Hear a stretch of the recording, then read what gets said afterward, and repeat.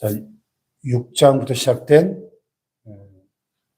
일곱 인의 재앙, 그리고 일곱 나팔의 재앙, 그리고 일곱 대접의 재앙까지 이 세 개의 시리즈로 된 하나님의 최후의 심판은 궁극적으로 이 땅의 그 악의 세력들을 하나님께서 심판하시고 정복하시고 승리하실 것을 보여주는 그런 대하 드라마죠. 그런데 이 일곱 인의 재앙, 일곱 나팔의 재앙, 일곱 대접의 재앙, 세계 시리즈 그 사이사이에 막간이 있습니다. 막간이. 이 막간이 삽입된 이유는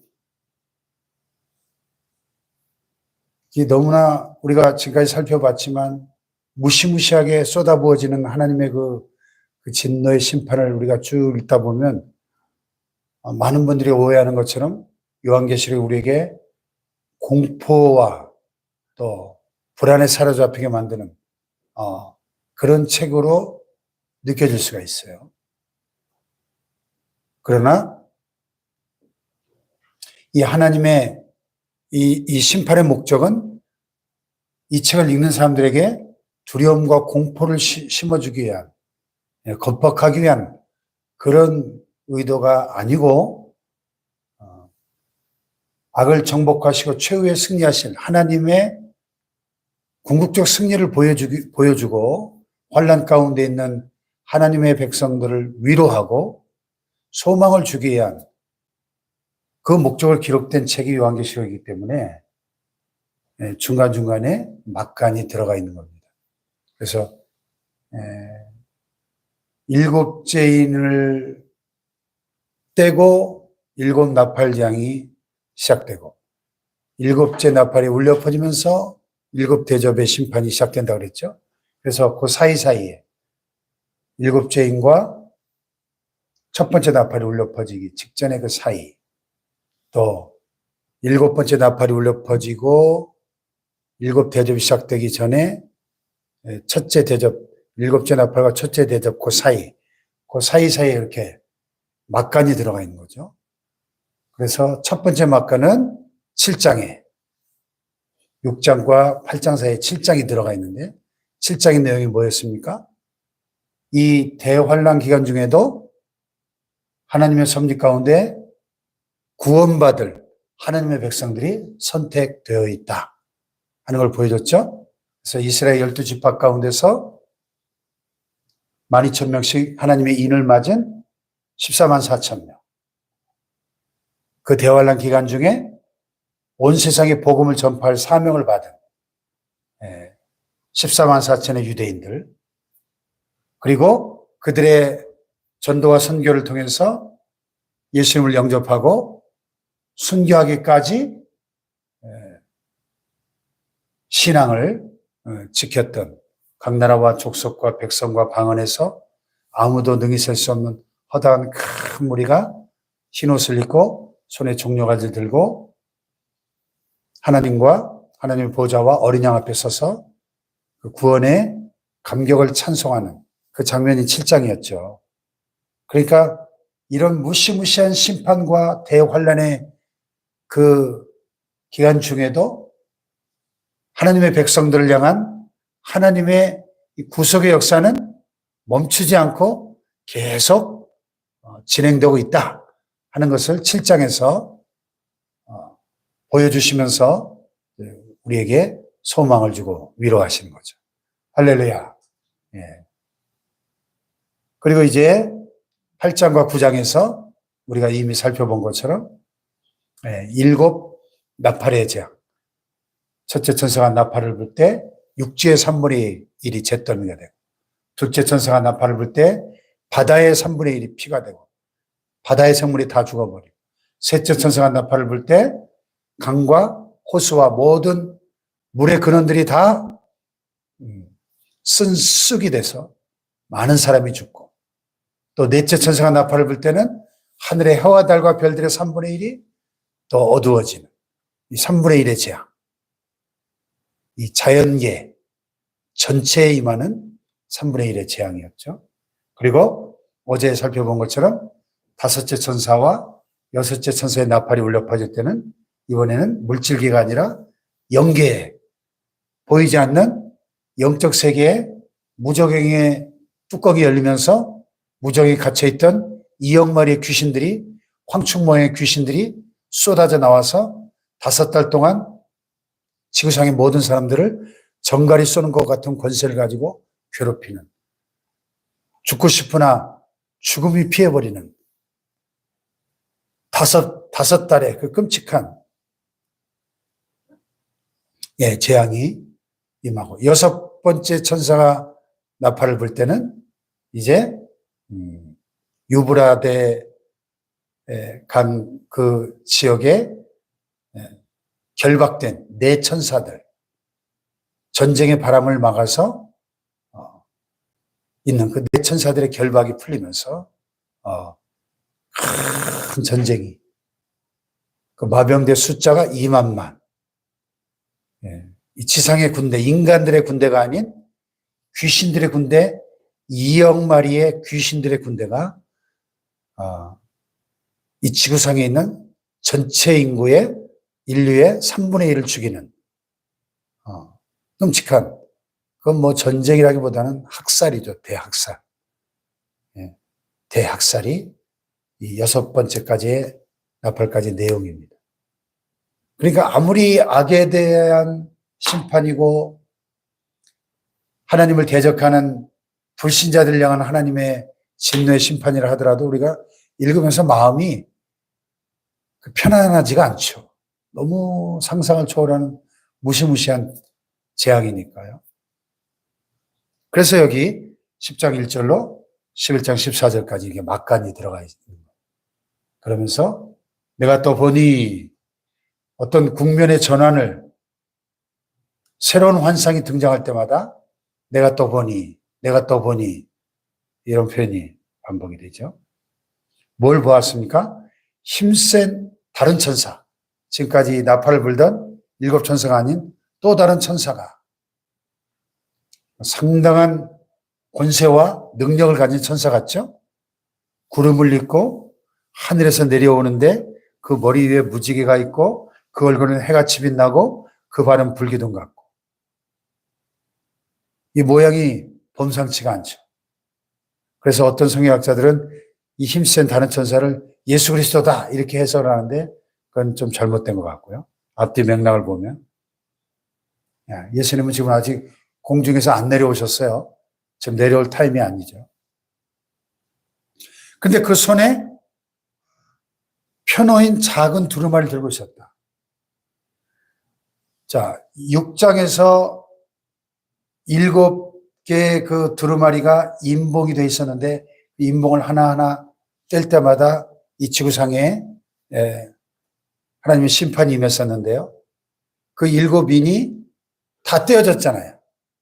그러니까 이게 둘둘 말아서 봉인되어 있던 인봉이 다 떼어졌기 때문에 두루마리가 이제 펼쳐져 있는 거죠. 지금 7죄인의 심판으로 인한 7 나팔 재앙이 이제 막바지를 이뤘잖아요. 그래서 두루마리가 펼쳐져 있는 겁니다. 그리고 오른발은 바다를 밟고 왼발은 땅을 밟고, 이 천사의 이 크기가 얼마나 어마무시하게 컸으면 그 한 발로 바다를 밟고 한 발로 땅을 밟고 서 있겠습니까? 아주 덩치가 큰, 아주 힘센 천사의 힘을 보여주고 있죠. 하나님의 능력을 보여주는 거죠. 그리고 사자가 부르짖는 것 같이 큰 소리로 외치니까 그가 외칠 때 7 우레가 막 천둥 번개가 치면서 그 소리를 내어 말하는 그 메시지를 요한이 들었는데 기록하려고 하니까 하나님께서 7 우레가 말한 걸 인봉하고 기록하지 말라. 왜? 비밀이니까. 이게 여러분, 우리는 성경이 우리에게 말씀하는 거기까지만 가야 돼요. 성경이 가는 곳까지 가고 성경이 멈추는 곳에서 멈추고 성경이 말씀하는 것을 믿고 받아들이고 성경이 침묵하는 것은 우리가 알려고 하면 안 돼요. 성경이 침묵하고 있는 것을 그냥 내 멋대로 풀려고 하다가 이단 사이비가 되는 겁니다. 일곱 의뢰가 말한 것을 인봉하고 기록하지 말라. 그 이유가 있는 거예요. 우리가 모르는. 천국에 가봐야 그 설명을 들을 수 있는 비밀이 있는 거죠. 그 천사가 하늘을 향해서 오른손을 들고 맹세합니다. 하나님 앞에서. 세세토록 살아계시니 곧 하늘과 그 가운데 있는 물건이며 땅과 그 가운데 있는 물건이며 바다와 그 가운데 있는 물건을 창조하신 이를 가리켜 맹세하이르되 지체하지 아니하리라. 창조주 하나님을 가리켜 맹세하는 겁니다. 뭘 지체하지 않는다는 겁니까? 하나님의 비밀이 일곱째 천사가 소리내는 날에 그 나팔을 불려고 할 때 하나님께서 그의 종 선지자들에게 전하신 복음과 같이 하나님의 그 비밀이 이루어지리라. 하나님의 비밀, 이 인류를 향한 하나님의 구속사, 하나님의 구원 계획, 그 위대한 하나님의 그 창조와 구속의 위대한 대하 드라마의 그 마스터 플랜이 다 이루어질 것이다. 아멘. 하나님의 뜻은 반드시 이 땅 가운데 이루어지게 될 것입니다. 하나님은 역사의 주인이시기 때문에 지금도 그 하나님의 구속사의 위대한 드라마는 계속 진행되고 있는 것이다 하는 것입니다. 하나님의 그 비밀이 이루어지리라. 그러면서 8절로 10절에서 요한이 신기한 체험을 하게 됩니다. 하늘에서 들리던 음성이 요한에게 명령하기를 네가 가서 바다와 땅을 밟고 서 있는 그 천사의 손에 펴놓인 두루마리를 가져라. 그래서 천사에게 나가서 작은 두루마리를 주세요. 그때 천사가 그 두루마리를 주면서 갖다 먹어버려라. 이 상징적인 행동이겠죠? 두루마리를 어떻게 먹어요? 갖다 먹어버리라. 네 배에는 쓰지만 내 입에는 꿀같이 달리라. 그래서 요한이 천사의 손에 펼쳐진 작은 두루마리를 갖다 먹어버렸더니 입에는 꿀같이 달지만 먹은 후에 배에서는 쓰게 되었더라. 이게 무슨 뜻이죠? 두루마리 속에 기록된 내용이 무엇이었습니까? 이 요한계시록에 기록된 우리가 지금까지 살펴본 하나님의 초유의 심판과 역사의 종말, 주 예수 그리스도의 나라에 관한 이 말씀의 예언의 말씀들을 먹어버렸더니 입에는 꿀같이 달죠. 하나님의 말씀이 얼마나 달아요? 꿀송이처럼 달죠. 그런데 뱃속에서는 쓰게 되더라. 왜? 그 하나님의 예언의 말씀을 기록하고 전파하고 그 말씀을 사람들에게 예언하는 그 과정은 고통스럽다는 겁니다.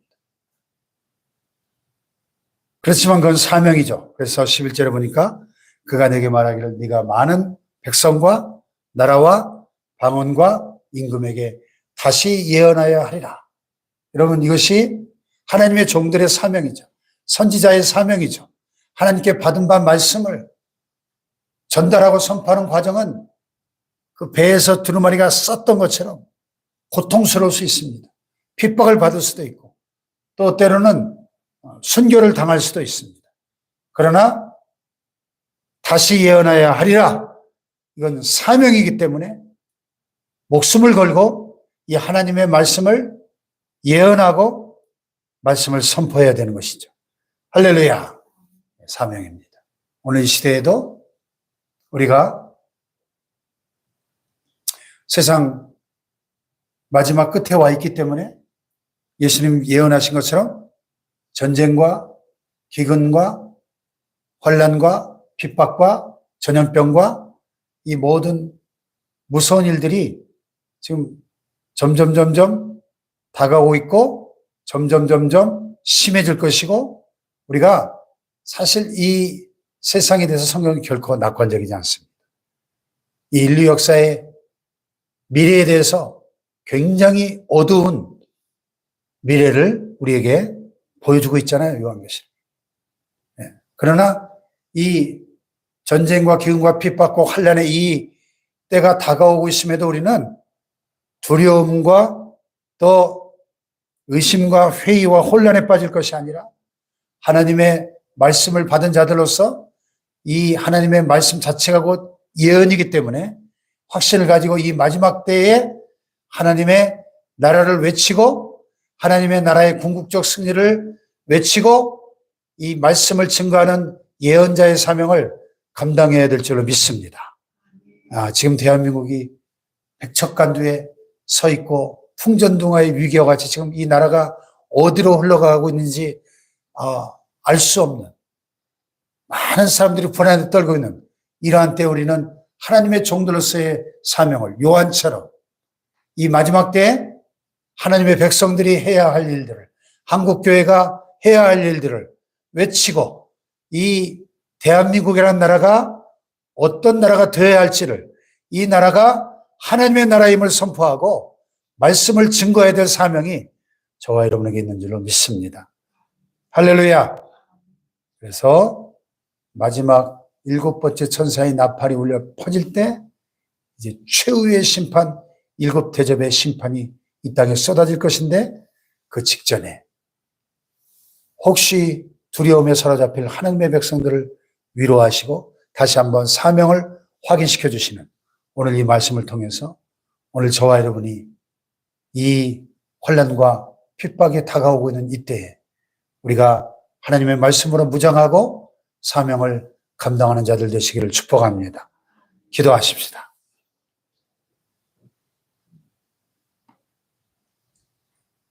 하나님, 이 시대는 참으로 우리의 마음속에 두려움과 공포와 불안을 느끼지 않을 수 없는 전 세계의 모든 징조와 이 사회의 현실과 이 땅에 벌어진 일들을 볼 때 참으로 하나님의 말씀에 그 말씀에만 소망이 있음을 고백합니다. 하나님께만 소망이 있음을 고백합니다. 오늘 이 대한민국의 미래가 오직 하나님의 손에 달려 있음을 고백하고 역사의 주인이신 하나님 이 땅을 긍휼히 여기시고 이 땅 가운데 많은 하나님의 백성들이 있습니다. 하나님의 백성들이 받은 바 사명을 사도 요한처럼 내가 다시 예언하여야 하리라 사명을 감당하는 사명자들 되게 하여 주시옵소서. 하나님의 나라가 궁극적으로 승리할 것을 믿습니다. 최후의 승리를 믿고 주님 우리도 승리하게 하여 주시옵소서. 주여 3차